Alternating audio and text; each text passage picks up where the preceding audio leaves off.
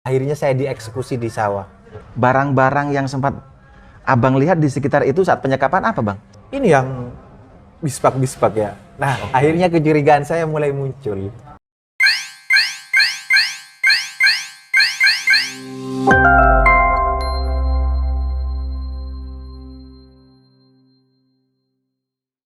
Halo Tretan, ketemu lagi di YouTube Warga is back, dan kali ini aku bersama Bang Zarnuji.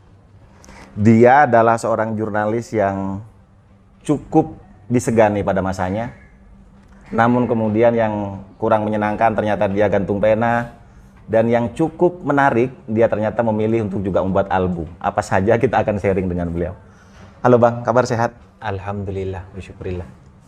Aktivitas harian yang tidak boleh dilupakan atau harus dikerjakan apa misalnya? Ya, sekarang saya ngajar ya di FISIP Universitas Wiraraja. Ya, itulah rutinitas saya sekarang. Oke, itu sudah dijalani berapa tahun, Bang? Saya menjadi dosen itu sejak 2020-an. Oh, 2020. Ya, 2020. Soalnya sebelumnya saya bertugas di Humas Universitas Wiraraja. Oke, sebelum kita detail bicara menjadi seorang dosen, kita flashback aja dulu. Menjadi jurnalis berapa tahun? Kalau menjadi jurnalis itu saya 10 tahunan ya, 10 tahun. Oh, dari tahun? Dari tahun 2009. 2009? Iya. Itu langsung di satu media cetak yang kita kenal itu atau memang sempat berpindah-pindah sebelumnya? Enggak, kalau sebelumnya masih di Malang, pernah juga di Malang Post, pernah di Radar Banyuwangi juga pernah, akhirnya ke Madura gitu. Oke. Pertimbangan pulang ke Madura apa ketika itu dan melanjutkan karir jurnalistiknya? Iya, karena tentu ya Madura itu kan domisili saya, sehingga itu menjadi alasan utama bagi saya. Setelah lulus kuliah? Setelah lulus kuliah.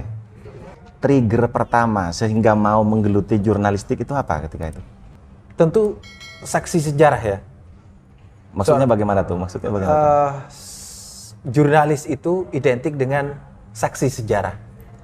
Sehingga saya tidak hanya menjadi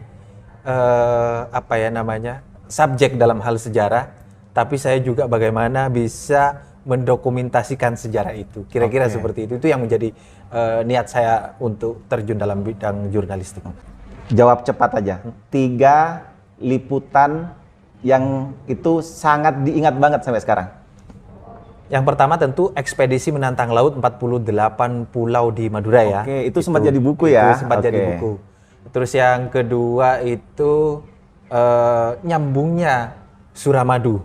Oh, terlibat di peliputan itu? Terlibat saya juga di dalamnya. Oke. Terus yang selanjutnya yaitu liputan Bispak di Kabupaten Bangkalan yang berujung pada penganiayaan. Oke, kita satu-satu. Saat penyambungan Suramadu berarti diresmikan oleh Pak SBY ya? Iya. Yang paling ikonik, disekap kemudian dikalungi celurit. Gambaran umumnya dulu seperti apa? Ini ketika saya ngeliput orang yang bersisik. Orang bersisik maksudnya bagaimana? Ini gini, sebelumnya saya itu meliput cewek bispak. Istilahnya dikenal dengan cewek bispak. Cewek bispak itu adalah cewek yang bisa dipakai. Yang bisa dipakai. Oke. Mudah-mudahan semua penonton ngerti ya. Ya, gitu ya. Dari cewek bispak itu di salah satu lokasi di Bangkalan, akhirnya saya kemudian dalam tanda petik berdasarkan hasil temuan saya diincar. Oleh siapa? Saya tidak mengatakan oleh siapa ya, karena itu memerlukan bukti yang kuat. Karena sudah persidangannya fokus terhadap siapa yang kemudian merampok saya. Tapi saya diincar untuk kemudian dieksekusi pada waktu itu. Informasinya seperti itu. Dieksekusi seperti apa? Ya mungkin saja dibunuh. Tunggu sebentar. Proses perampokan itu terjadi seberapa lama dan secara detail bagaimana kalau digambarkan misalnya? Iya, gini. Sepulang liputankah atau saat berangkat atau bagaimana saat itu? Saya berangkat liputan itu ke pelabuhan ya. Oke. Pelabuhan Kamal. Oke. Terus kemudian ada yang mendekati saya Pada saat itu. Satu orang atau dua orang? mengajak untuk meliput orang yang bersisik. Oh, oke. Oke. Diiming-imingi liputan itu. Liputan orang yang bersisik. Saya sudah nggak mau. Oke. Akhirnya dia tetap ngajak. Saya juga tetap nggak mau. Sendirian atau berapa orang ini? Waktu itu saya sendirian. Oh, yang ngajak? Yang ngajak satu orang. Satu orang juga. Oke. Terus kemudian saya diajak. Saya juga tidak mau. Akhirnya yang ngajak itu bilang kalau kendaraannya sudah nggak ada. Akhirnya dia mau numpang. Oh, oke. Alasan kedua. Alasan kedua. Oke, terus? Terus sampai di Kabupaten Bangkalan, saya diajak ke wilayah utara. Oke. Ya saya kan sempat juga curiga nggak ketika itu? Saya sempat curiga. Kecurigaan saya itu saya tunjukkan dengan sambil melihat spion. Oke. Jangan-jangan dia menikam dari belakang kayak gitu. Akhirnya, kayaknya ini nggak aman. Saya mau menurunkan. Saya juga nggak enak mau menurunkan karena alasan dia sudah tidak ada kendaraannya gitu loh. Entah itu kendaraannya dipinjam temennya atau gimana. Saya juga merasa kasihan. Akhirnya saya ngikutin dia. Nah ternyata di tengah jalan itu sudah ada yang menunggu. Oh, oke. Setelah ditunggu, sepeda motor stop di situ. Kemudian setelah itu apa? Setelah itu saya kemudian disekap di salah satu mushola. Kalau katanya orang Madura itu langgar. Oke, nanti fotonya kita cantumkan di sini ya teman-teman. Oke, terus? Di langgar itu kemudian saya disekap sekitar berapa jam ya?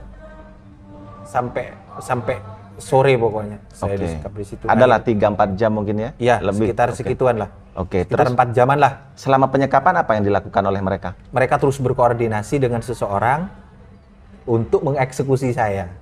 Oh. Barang-barang yang sempat Abang lihat di sekitar itu saat penyekapan apa, Bang? Saat mereka berkoordinasi, mungkin lihat benda tajam atau apa, sudah kelihatan ketika itu? Itu ditutup ya. Oke. Saya juga tidak nyangka bahwa itu senjata tajam. Oke. Ada dibungkus, kemudian ditaruh di belakang ini. Oke, di belakang punggungnya. Di belakangnya. Terus kemudian dia membawa saya untuk mengeksekusi ke gunung itu loh, salah satu bukit Tonaan mungkin, saya juga sudah lupa. Dari musola Abang dibawa ke bukit itu. Akhirnya mau dieksekusi di bukit itu, saya juga mereka tidak jadi. Kemudian pindah ke sawah, akhirnya saya dieksekusi di sawah. Tunggu Bang, ketika ke bukit berapa orang ketika itu? 3 orang. 3 orang. Abang jelaskanlah, yang disebut dengan eksekusi itu apa? Dibunuh ya Bang ya? Saya di tengah sawah akhirnya dikalungi celurit. Pisau yang panjang itu. Di situ saya kemudian ada 2 orang yang ngambil barang saya. Apa saja barang-barangnya? Semua baju kah atau? Kamera. Oke. Terus kemudian ya uang. Oke. Ya motor. Oke. Ya itu yang diambil oleh mereka. Oke. Akhirnya setelah itu saya dikalungi celurit, dia sempat bilang, ini yang bispak ya. Nah, akhirnya kecurigaan saya mulai muncul. Oh, berarti selama dari Kamal sampai ke musola dan beberapa tempat, Abang belum ngerti nih karena apa? Karena apa? Saya pikir ya mau mencuri, saya mau merampok, murni merampok gitu. Oke. Tapi setelah ke sawah, loh, kok ada cewek bispak itu gitu. Karena cewek bispak itu saya sampai liputan secara maraton ya. Oke. Mulai dari ada sekitar 4 hari terbit kayaknya. Oke. Setahu Abang kira-kira poin apa yang membuat mereka merasa, apakah mungkin merasa terancam atau merasa nggak enak? Poin apa menurut Abang setelah tahu bahwa mereka datang ke Abang karena itu? Apakah mungkin ada backingannya kah atau apa yang Abang framing gitu? Iya, karena tentu ya kafe dengan juga menjajakan cewek bispak itu tentu kan ada yang membacking. Oke. Jadi Abang sempat menelusuri itu? Sampai menelusuri itu, ternyata ada oknum penegak yang juga terlibat pada saat itu. Tapi ketika di sawah ada nggak abang ciri-cirinya yang seperti penegak hukum gitu ya? Kalau waktu itu enggak sih. Oh, enggak. Karena bagi saya itu orang asing ya, karena saya juga cukup lama di Bangkalan. Secara perawakan dan ekspresi tidak seperti inilah ya. Ya gitu. Setelah dari sawah kemudian dikalungi celurit, dibilang bahwa abang tahu bahwa oh ini soal materi liputanku. Terus apa setelah itu, Bang? Akhirnya ya saya merasa bahwa ada keterkaitan antara liputan dengan apa yang terjadi saat itu. Apa yang terjadi saat itu. Proses rilisnya, proses kemudian abang dilepaskah atau itu bagaimana prosesnya? Setelah di tengah sawah, saya dikalungi pisau ya yang panjang itu. Terus kemudian saya bilang, sampean kalau cuma untuk merampok saya, silahkan ambil.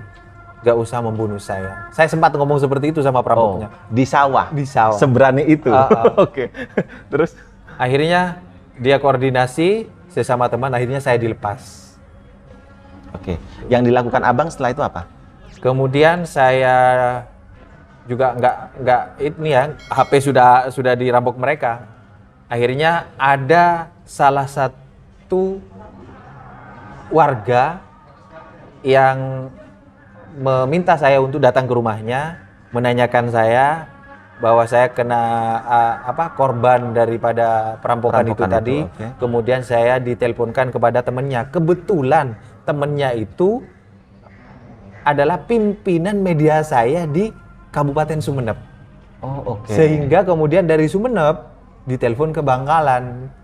Dari Bangkalan kemudian saya dijemput. Dijemput ke sawah atau ke tempat lain? Ke pinggir jalan di sawah itu, apa sih namanya itu? Tapi yang jelas tidak di tempat yang saat dikalungi pisau. Enggak, karena saya sudah pindah. Kemudian setelah itu ada pihak-pihak yang yang mendapat ganjaran hukuman. Ada berapa orang ketika itu yang abang proses gitu ya? Ya, setelah itu kemudian saya diminta oleh media saya untuk melaporkan secara resmi ke polisi. Akhirnya saya melapor. Sekitar 3 hari kemudian saya diajak oleh teman-teman reskrim ya, langsung untuk menangkap. Akhirnya saya dibawa ke salah satu desa di Kecamatan Burni untuk menggerebeknya. Tapi ternyata mereka sudah melarikan diri. Nah, beberapa hari kemudian mereka ditangkap di Jawa. Sesuai dengan yang fakta yang di lapangan, memang itu orang-orang yang sempat menyekap abang? Dari 3 orang yang terlibat dalam kasus perampokan terhadap saya ya, 2 diantaranya kena tangkap. Benar. Berarti 1 tidak tertangkap ketika 1 tidak tertangkap. Abang tahu alasannya kenapa? Saya juga nggak tahu ya, apakah kenapa aslinya gitu. Tapi waktu itu bilang dia sudah melarikan diri jauh gitu loh. Bilangnya seperti itu penegak hukum waktu itu. Akhirnya yang tertangkap dua orang itu. 1 yang mengajak saya dari Kamal sampai ke lokasi. Yang tertangkap dia. Dan yang satunya yang mengalungi leher saya dengan pisau itu. Setelah itu abang jera tidak melakukan kerja-kerja jurnalistik? Tidak ya, tidak jera. Kenapa? Karena 2 hari setelah kejadian saya itu, saya langsung bertugas lagi. Saya langsung melakukan peliputan lagi. Dan abang tetap meliput hal yang membuat abang terampok itu atau materi lain ketika itu? Termasuk juga berita perampokan itu terus saya kawal. Saya sendiri yang nulis. Oke. Biar ada kepastian hukum ya ketika itu ya. Oke. Yang menarik mungkin itu. Kemudian kita loncat ke materi yang sempat abang sampaikan tadi. Mengelilingi 48 pulau di Sumeneb. Apa triggernya? Motivasinya apa? Iya, gini ya. Saya itu setelah saya dipindahkan kemudian ya, beberapa itu saat setelah kejadian perampokan saya kemudian dipindahkan ke Kabupaten Sumeneb. Nah, di Kabupaten Sumeneb dengan hanya menjadi jurnalis, rutinitas membuat berita, kok saya menganggap masih kurang ya. Merasa tertantang. Saya pengen jelajah 48 pulau. Masa saya orang Sumeneb sendiri saya tidak tahu kepulauan? Itu yang menjadi motivasi saya untuk kemudian menjelajahi 48 pulau berpenghuni dari 126 pulau yang ada. Itu langsung disetujui redaksi atau bagaimana prosesnya, Abang? Itu kan keinginan pribadi nih. Kerja di sebuah perusahaan cetak. Itu bagaimana prosesnya? Secara personal, pimpinan itu mengizinkan. Hanya saja untuk pembiayaan dan lain sebagainya, itu kan mereka harus koordinasi terlebih dahulu. Harus cari funding gitu ya, harus dirapatkan terlebih dahulu. Nah, akhirnya saya diizinkan untuk berangkat. Itu pun saya berangkat saat cuaca ekstrim. Apa saja yang Abang dapat ketika itu di 48 pulau? Yang paling berkesan lah, misalnya 2 atau 3 hal misalnya. Yang paling berkesan, ternyata banyak ya, dilihat dari sisi potensi ya, potensi Sumeneb, bahwa Sumeneb itu ternyata juga punya cengkeh. Sumeneb punya cengkeh? Punya cengkeh. Di pulau? Di Pulau Karamian. Oke. Setahu Abang itu hanya dikonsumsi oleh warga sana atau sempat mungkin dijual keluar daerah? Iya, dijual keluar daerah. Karena bukan cuma satu lokasi ya, banyak lokasi kalau cengkeh di sana. Ternyata Sumeneb juga memiliki komunitas cengkeh itu. Cengkeh itu tadi. Yang lain yang Abang temukan itu kayaknya sudah jarang deh hari ini dibicarakan. Kayak Santeki, satu-satunya pulau yang masih memiliki Santeki, pohon Santeki, ya. Itu hanya Komirian, salah satu dusun di gua-gua. Itu berapa lama Abang datangi 48 pulau? 48 pulau saya mengarungi dari Pulau Gilingan di Kecamatan Giligenting, terus kemudian sampai ke ujung timur di Pulau Sakala yang masuk wilayah administrasi Kecamatan Sapeken, terus kemudian saya beralih ke pulau terjauh di wilayah utara, yaitu Karamian yang masuk wilayah administrasi Kecamatan Masalembu. Oke. Itu sekitar dua bulanan lah. Oke, pengalaman Abang itu cukup menyeramkan juga, kemudian cukup jauh juga, kemudian mengelilingi 48 pulau, kemudian disekap dan sempat dirampok juga. Tapi itu jadi pengalaman yang luar biasa. Kenapa kemudian memilih untuk tidak di jurnalistik lagi? Karena saya tergolong lama di jurnalis, terus kemudian saya juga punya beberapa pengalaman yang tidak hanya kurang baik, tapi yang baik juga punya. Nah, saya juga pengen sekarang berbagi dengan mahasiswa, yaitu dengan menjadi dosen. Oke. Itu saja diskusi di part pertama. Itu saja Tretan, kita ketemu lagi di part kedua. Bye.